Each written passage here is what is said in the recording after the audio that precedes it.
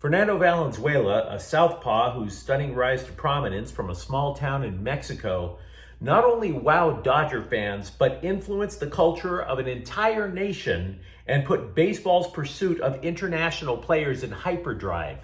Has died at 63. Hi, I'm James of Faithful Angelino Sports with breaking news. Fernando Valenzuela meets the great Dodger in the sky, as Tommy Lasorda would say. And if you enjoy talking about the Dodgers, even in bad times, don't forget to subscribe to the channel. We talk Dodger baseball every single day here. Valenzuela jerseys, decades after his Dodger career ended, still worn by fans. He became the first player to win both the Cy Young and Rookie of the Year award in the same season, 1981, in which the Dodgers ironically defeated the hated New York Yankees in the World Series.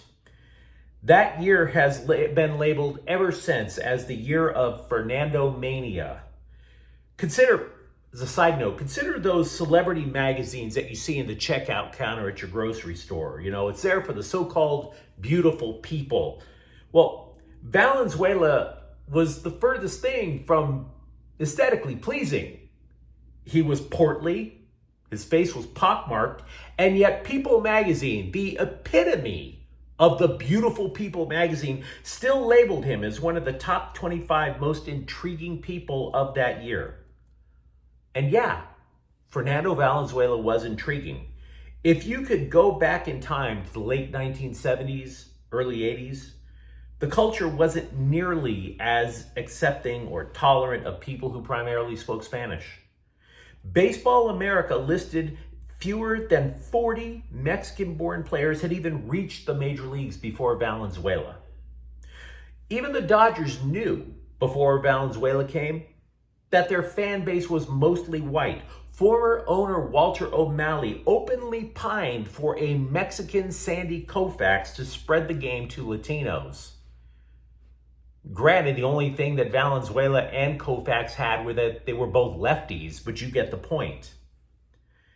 And personally, as uncomfortable as this is to admit to you guys, Valenzuela became intriguing to people like me because I wanted to get to know more about this dominant pitcher, but he didn't speak English. So if I wanted to learn more about Valenzuela, which I did, I would have to learn a little Spanish. I would have to start to open myself up to Latin culture a little bit more.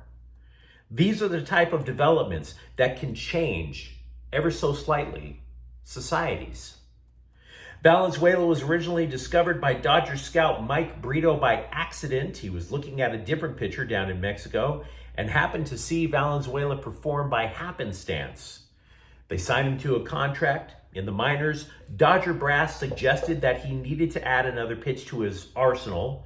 Another Dodger pitcher, Bobby Castillo, taught Valenzuela the screwball, which became his signature pitch. Even Valenzuela's windup was a curious little sideshow. Instead of focusing in on home plate, Valenzuela's eyes would shoot up to the sky while he was, before he pitched. Manager Tommy Lasorda, who was always quick on his feet with a memorable quote, would say that Valenzuela was saying a prayer to the, quote, great Dodger in the sky, unquote. Valenzuela made the roster in 1981 as a result of a successful late season call-up the year prior.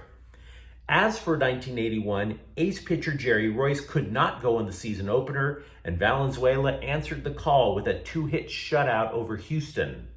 He opened his first full season in the majors by going 8-0 with an ERA of 0.5. A season ticket holder with a Latin surname told the LA Times, quote, my father would say he looks just like a typical Mexicano.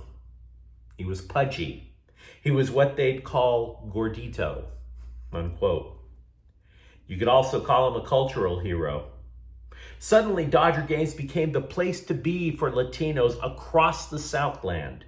And that bond remains to this day, despite Valenzuela eventually continuing his career with 6 other teams, including the Angels. He pitched 17 seasons overall in the majors, 11 of those in LA. He won 141 games wearing Dodger blue.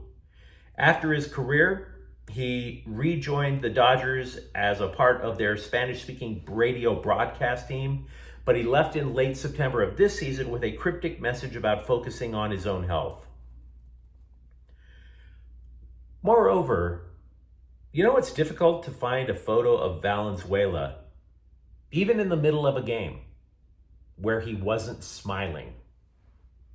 His game face was an ear-to-ear grin. And again, not knowing Spanish back then, I could still tell you what that look meant, because that's a look that transcends language. It's the look of somebody who could barely believe his good fortune, that he was living the dream. And that always leaves an impression, because you see how serious athletes are when they take their jobs, but it's still a game. Valenzuela looked like he was having the time of his life playing baseball. We still don't know what the illness was. He did look gaunt in recent photos, but everybody in baseball knew that despite his weight loss, you could not fill his shoes. Consider this, no Dodger player even asked to wear number 34 after he left LA in 1990. Everybody knew what it meant. It was only retired, by the way, last year, breaking a franchise policy of only retiring the numbers of Dodgers who made the Hall of Fame.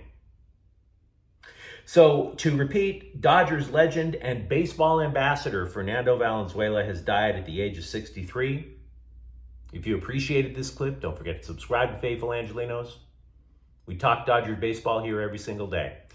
Thank you for watching. I'll be back tomorrow morning. Faithful Angelinos is a Can Cortez Queso production. Take care.